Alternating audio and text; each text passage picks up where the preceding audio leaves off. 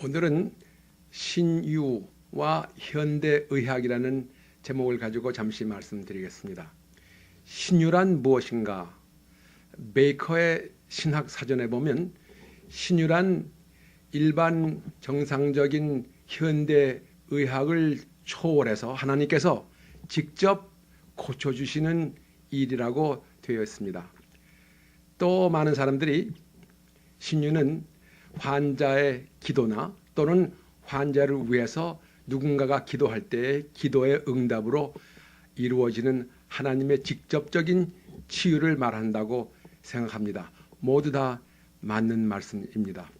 그런데 신유와 현대의학을 완전히 구분해서 따로따로 생각할 때에 우리가 상상치 못했던 의외의 어려움을 갖게 되고 또 사람들을 하나님께 그리스도께 인도하는데 장애를 받게 되는 것을 우리가 목격하게 됩니다. 그 이유가 무엇인가 잠시 살펴보겠습니다. 첫째로 현대 과학이 계속해서 발달되면 더 많은 병을 고치게 되니까 하나님을 찾을 일이 점점 적어집니다. 왜냐하면 현대의학은 신유와는 다르니까 하나님께 기도해서 병 고치겠다 이러는 하나님을 찾는 마음들이 점점 적어지게 됩니다. 또한 둘째 번으로는 현대의학, 약이나 의사나 수술이나 이런 것으로 고치게 되면은 많은 사람들이 의사나 약이나 병원에 대해서는 감사할 줄 알아도 그 병을 고쳐주신 하나님께 대해서는 감사하는 마음이 적어지게 됩니다.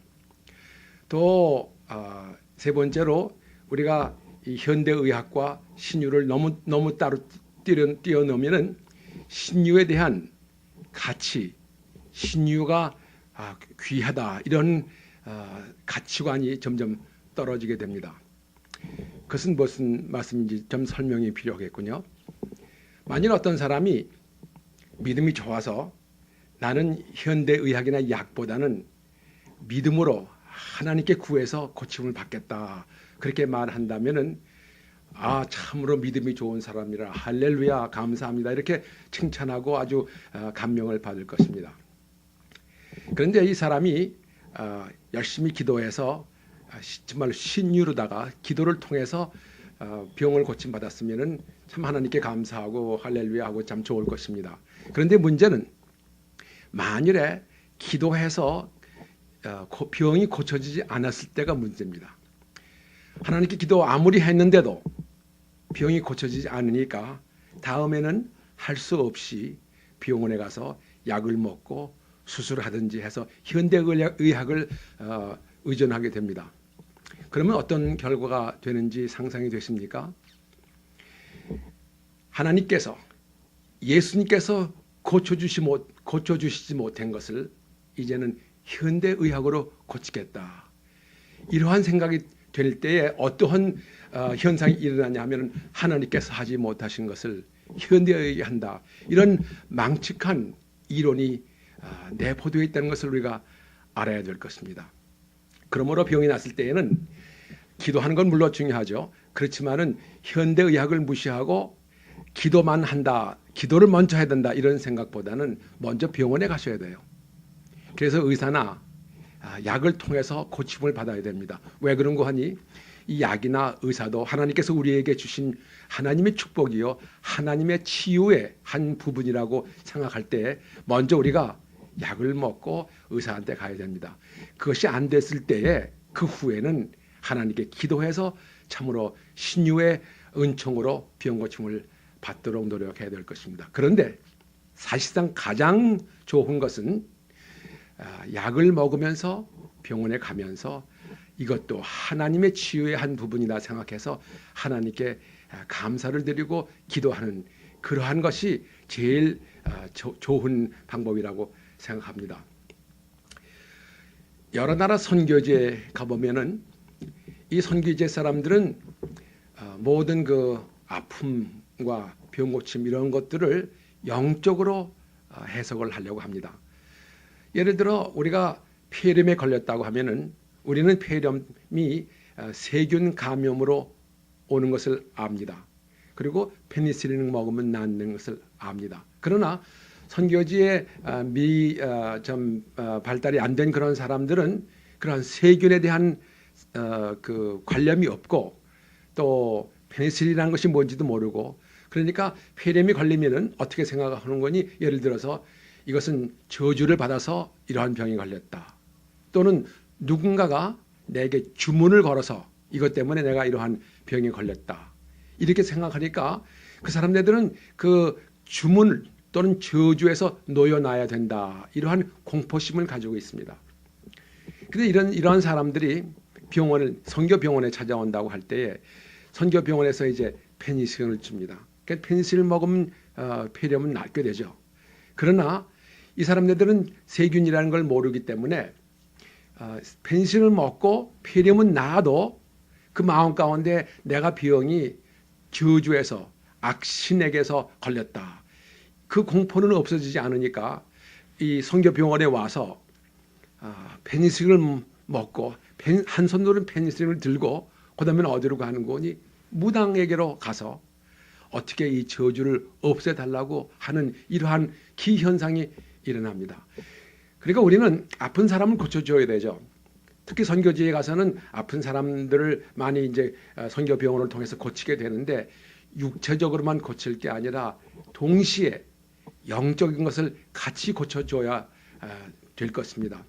페니실린을 주면서 이 페니실린을 먹으면 낫는다, 그뿐만 아니라 이 페니실린을 통해서 하나님께서 역사하시고 그것은 육체적인 병뿐만 아니라 저주와 주문과 이런 것들이 모두 다 하나님의 은총으로 다 치유를 받는다, 이렇게 생각해야 될 것입니다. 현대의학은 현대의학, 약은 약, 기도는 기도, 현대의학은 현대의학, 신유는 신유, 이렇게 따로따로 분리하기 때문에 많은 사람 병은 고쳐줘도 그 사람이 가지고 있는 미신이라든지 저주라든지 주문에 대한 이러한 영적인 것을 우리가 고치지 못한다면 그것은 참으로 완전한 우리의 고침을 받았다고 할 수가 없는 얘기입니다.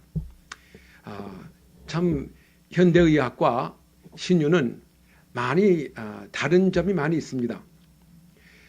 그렇지만은 우리가 이걸 갖다가 자꾸만 따로따로 띄워놓는 것보다는 이 현대의학과 신유가 다 같이 하나님께서 주시는 은총이라고 해서 이걸 조화를 이루도록 노력을 해야 될 줄로 압니다. 참으로 현대의학을 볼 때에 우리가 약을 먹고 병이 난다든지 수술해서도 병이 나는 그 과정을 보면은 우리는 과학적으로 폐렴이 걸리면은 페니실린을 먹어야 되고 그 약의 양은 얼마나 있어야 되고 또 이런 걸 먹으면 무슨 결과를 초래할 거라, 이런 걸 다 과학적으로 알지만은 사실은요, 우리가 페니실린이 왜 세균을 죽이느냐, 죽이는 건 알지만은 왜 죽이는지 우리는 알 수가 없어요. 또 우리가 약을 먹으면 낫는 것은 알지만은 어떠한 힘으로다가 낫게 되는지 알지 못합니다. 우리가 수술을 받아서 병이 나아도 병인 수술 나쁜 것을 잘라내면 낫는 건 알지만 어떠한 기전으로다가 우리의 세포들이 다시 살아나서 서로 이렇게 치유를 받고 낫게 되느냐, 그것은 우리가 알 수가 없습니다. 이것은 하나님께서 하시는 신비스러운 일입니다.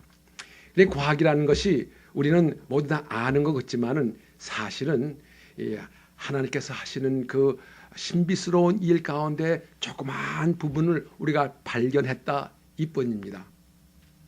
그러니까 우리가 참으로 하나님이 보시기에는 그 신유나 현대과학이나 현대의학이나 다를 게 없어요.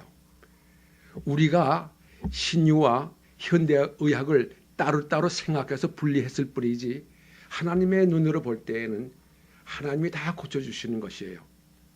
그러니까 우리가 모든 치유는 참으로 하나님께서 하신다.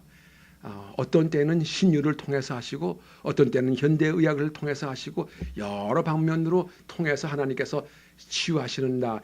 이 생각을 가질 때에 참으로 하나님께 더 가까이 가고 약을 먹어도 하나님을 찾게 되고 수술을 받아도 하나님을 찾게 되고 그 하나님을 찾는 가운데 우리 영혼도 나아지는 거예요. 우리가 이런 것을 명심해야 될 줄로 압니다. 또 하나 신유에 대해서 우리가 꼭 짚고 넘어가야 될 것이 있는데 잘못 인식을 하면은 신유를 통해서 오히려 하나님을 원망하게 되는 일이 생기게 됩니다. 우리가 병에 들렸을 때 약을 먹어서 낫지 않으면 그 약을 원망하는 사람은 없습니다. 그런데 이상하게도 기도를 해서 낫지 않으면 원망하는 마음이 생기게 됩니다. 한 예를 들어서 어떤 부인이 자기 남편이 아주 중병에 걸렸다고 생각할 때에 이 부인은 참으로 믿음으로 열심히 남편을 위해서 이제 기도합니다. 하나님께 기도해서 신유로 하나님께서 고쳐주십시오 하고 열심히 기도했는데 남편은 결국 죽었습니다. 그럴 때 두 가지 현상이 나타날 수 있어요. 하나는 뭔고 하니 내가 기도가 부족해서 남편을 살리지 못했구나. 내가 100일 기도를 열심히 했으면은 내 남편이 살았을 텐데 내가 참 나쁜 사람이다. 그렇게 해서 자책하는 마음이 생길 수가 있어요. 좋지 않은 것입니다. 또 한편으로는 내가 이렇게까지 기도했는데 이렇게 열심히 기도를 했는데 하나님께서 들어주시지 않으시니 하나님이 계시냐? 하나님이 어디 계시냐? 내 기도를 들어주신 하나님 이렇게 원망하는 마음이 생기게 되는데 이것도 옳지 않은 일이죠. 그러니까는 우리가 참으로 이 신유에 대해서 다시 한번 생각해서 이러한 부작용, 하나님을 원망하는 일이라든지 이런 것이 일어나지 않도록 우리가 신유를 위해서 기도할 때 마음가짐이 필요한 것입니다. 그러니까 신유는 어떻게 생각해야 제일 좋을까요? 첫째로 이제까지 가졌던 신유와 현대의학은 다 두 개 별개의 것이다. 따로따로 띄어놓는 것을 이제는 방지하고 모두 다 하나님의 치유다. 이러한 생각을 가질 수 있어야 됩니다. 기도를 통해서 고침받는 건 물론 하나님의 치유요, 신유요. 현대의학을 통해서 약을 통해서 수술을 통해서 치유받는 것도 하나님의 치유, 신유라. 이렇게 생각할 때 우리가 더 참 올바른 총체적인 그러한 신유에 대한 생각을 갖게 될 것입니다. 또 하나는 병의 치유는 완전히 하나님께 하나님의 주관 아래에 있다는 것을 우리가 확실히 인식을 해야 될 것입니다. 내가 믿음이 깊고 기도를 더 열심히 하면은 더 많은 병이 낫겠다. 열심히 기도하면은 낫죠. 이러한 물론 좋은 말씀입니다만은 내가 더 열심히 하면은 더 병이 낫는다. 이러한 형식의 수학 공식과 같은 생각은 버려야 될 줄로 압니다. 이러한 생각을 가질 때 잘못하면은 아까 말씀드린 대로 내가 조금만 더 기도했으면 될 것을 이런 자책감과 이렇게까지 기도했는데 하나님께서 들어주시지 않았다 이런 원망이 생기기 때문에 이러한 수학적인 공식의 생각은 버리고 고쳐주시면 감사하고 고쳐주시지 아니한다 할지라도 하나님께 감사할 수 있는 마음, 이러한 믿음, 이런 걸 가지고 우리가 하나님께 고침을 받으러 나아갈 때 하나님께서 더 기뻐하시고 우리는 고침을 받아도 혹시 고침을 못 받아도 하나님을 원망하지 않고 감사하며 믿음의 생활을 잘 할 수 있을 줄로 믿습니다. 감사합니다.